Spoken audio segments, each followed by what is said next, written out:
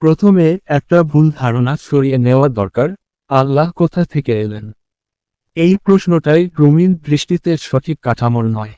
কারণ কোথা থেকে বলা মানে আমরা ধরে নিচ্ছি আল্লাহ আমাদের মতো কোনো কিছুর ভেতর থেকে উৎপন্ন হয়েছেন, কোনো স্থান বা সময়ের মধ্যে শুরু হয়েছে। কিন্তু জালালউদ্দিন রুমির দর্শনে আল্লাহ সৃষ্টির মতো নন, তিনি সৃষ্টি নন, বরং সৃষ্টির উৎস।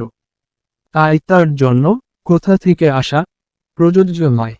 রুমি বলেন, আল্লাহকে বোঝার জন্য আমাদের চিন্তার ধরন বদলাতে হবে। আমরা যা কিছু দেখি সবকিছুরই একটা শুরু আছে, একটা কারণ আছে। কিন্তু আল্লাহ সেই সত্তা যিনি সব কারণের কারণ, সব শুরুর আগের বাস্তবতা। তিনি আদি এবং অনাদি, অর্থাৎ তার কোনো শুরু নেই, শেষও নেই। তাই প্রশ্নটা হওয়া উচিত নয় তিনি কোথা থেকে এলেন, বরং সবকিছু তার থেকেই কিভাবে প্রকাশ পেল। রুমির ভাষায় আল্লাহ হচ্ছেন এক অনন্ত সাগর, আর এই বিশ্বজগৎ তার ঢেউ। ঢেউকে দেখে যদি কেউ জিজ্ঞেস করে এই ঢেউ কোথা থেকে এল, তাহলে উত্তর হবে এটি সাগর থেকেই প্রকাশ পেয়েছে।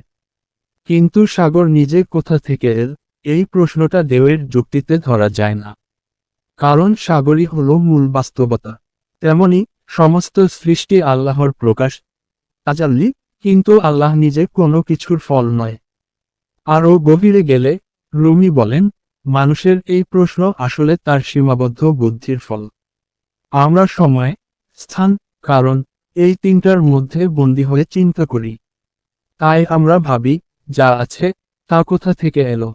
কিন্তু আল্লাহ সময় ও স্থানের বাইরে। তিনি ছিলেন, আছেন, থাকবেন, এই তিনটাই তার ক্ষেত্রে একসাথে সত্য। তাই তাকে কোথা থেকে দিয়ে ধরতে গেলে আমরা ভুল জায়গায় খুঁজছি। শেষ কথা হলো, রুমির মতে আল্লাহ কোথা থেকে আসেননি, বরং সবকিছু তার থেকে এসেছে। তিনি কোনো ঘটনার ফল নন, বরং সব ঘটনার মূল। তাকে খুঁজতে হলে শুরু খোঁজার দরকার নেই, বরং নিজে